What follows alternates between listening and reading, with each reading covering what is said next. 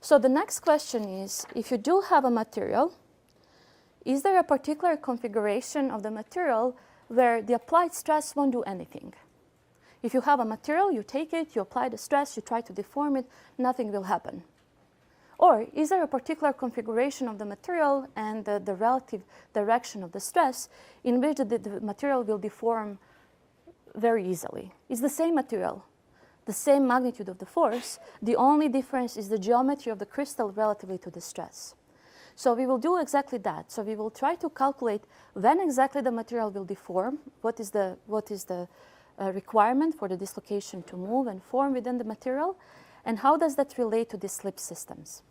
So this is a very simple schematic drawing, and on the next slide the geometry of this is slightly better indicated, but I will use the board to do the very simple calculation, and we will derive what is called the Schmid laws that tells you what is the resolved stress on a dislocation if you know the magnitude of the stress and the geometry of the measurement.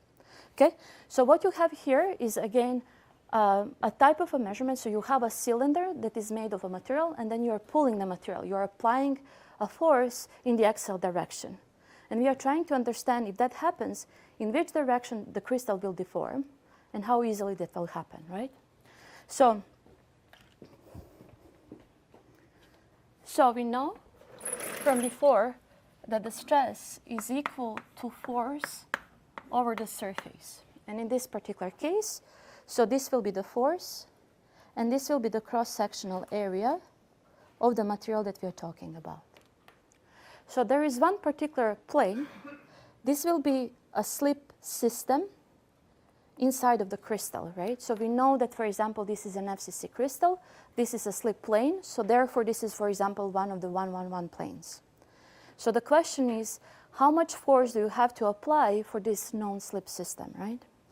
So we can then define this particular plane that will have an area AS.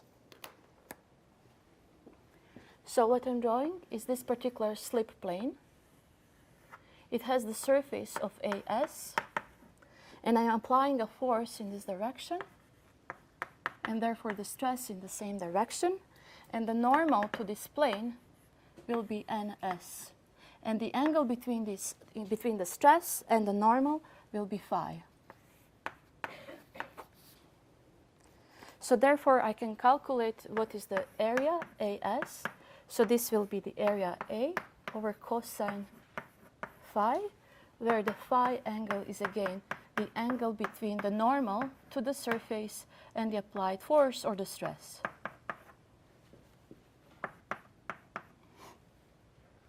Okay, this is easy, right?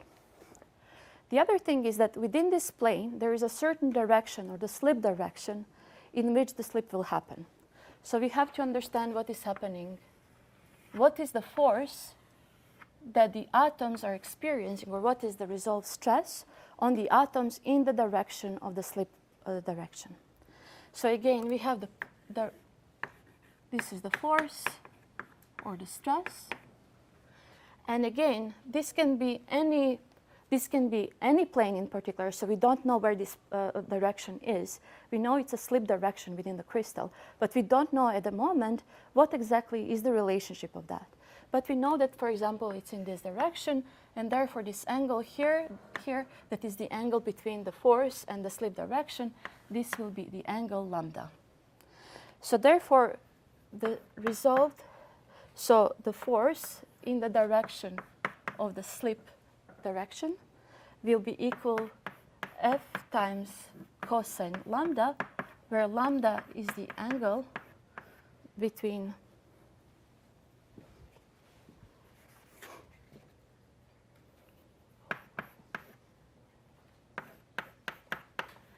the force and the resolved force in the direction of the slip direction.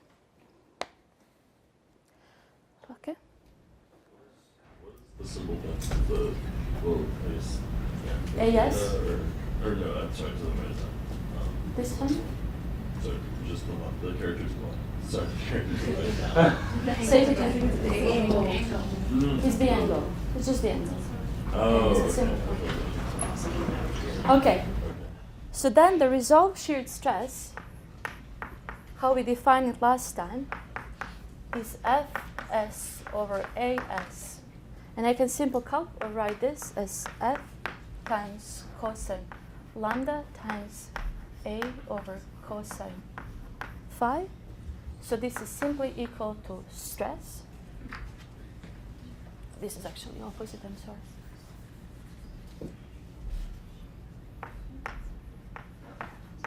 So F over A is the stress that we know from before, times cosine lambda times cosine phi.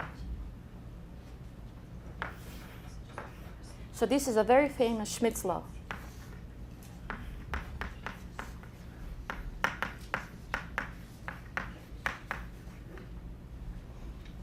Okay, so the Schmidt's law tells you what is the resolved stress along the dislocation, along the slip system.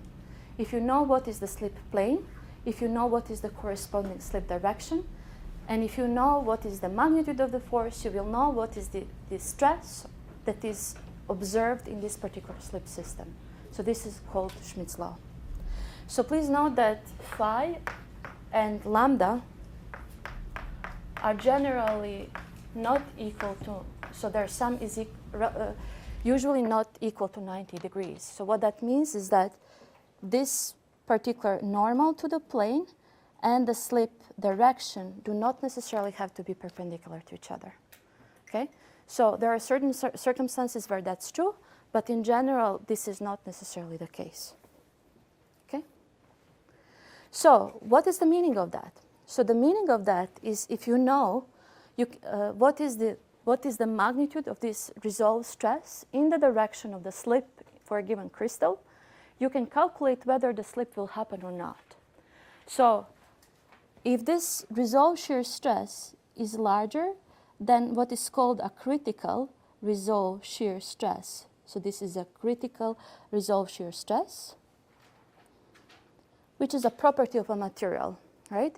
So this is what we tried to calculate last time, if you remember. We tried to calculate what is the stress that you need to apply for a given material to move the set of plane of atoms.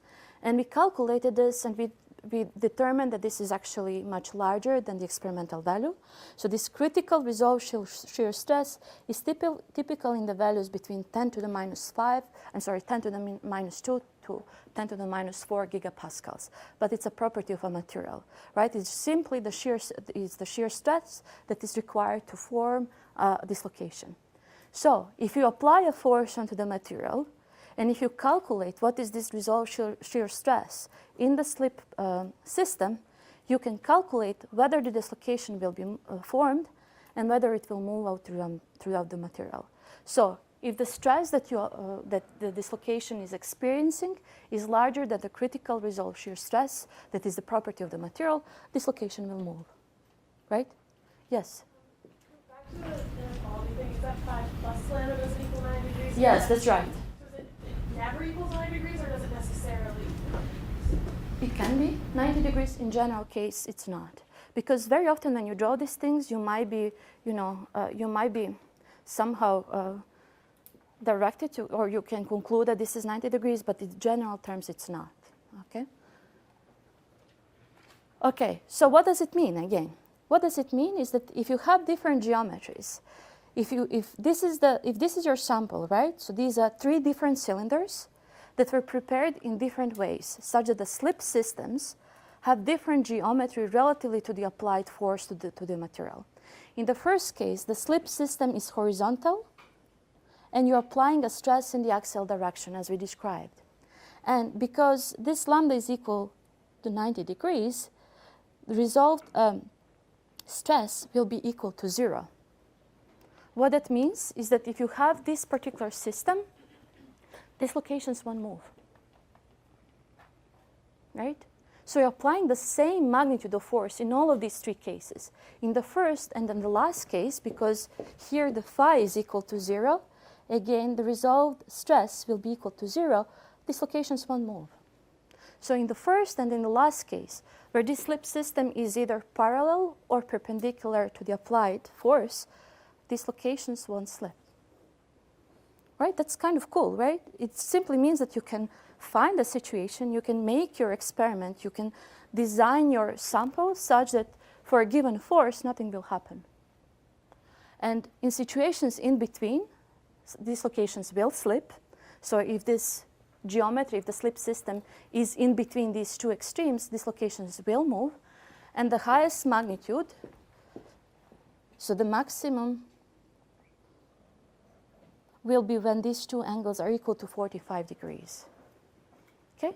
So what that means is that if you have your sample and the slip system is designed, you design your sample in a way that the slip system is at 45 degrees to the applied stress, and that the slip direction also makes 45 degrees, the dislocations will slip like crazy, right? And again, the only thing that you did is you changed the direction or how you prepare the sample. So that gives you the ability to, first of all, predict how the material will behave, but also to engineer the material based on the application, right? For some reasons or for some applications, you might want your material to plastically deform. For some of the applications, you don't want this to happen. So you have the ability to, again, design this. So this is, again, the image that I showed you before. And again, just to tell you, what are these planes that we mentioned can be observed on the surfaces of the metals? So these are the slip planes. This is where the slip occurred. So you have this slipping of the planes, the dislocations will be formed in these planes, they will slip throughout the material, and eventually on the surface of the material, you will have these plastically deformed or slip planes. And again, in this particular case, you can see that these planes do not have to be parallel, they don't have to be perpendicular to the applied force. So this is an axial sample. It can be an arbitrary angle, and in which direction it will happen depends on the slip system of that particular material. So one of the questions in the problem set actually asks you to calculate this for a given crystal. If you know something about the slip system, if you know the magnitude of the force, etc.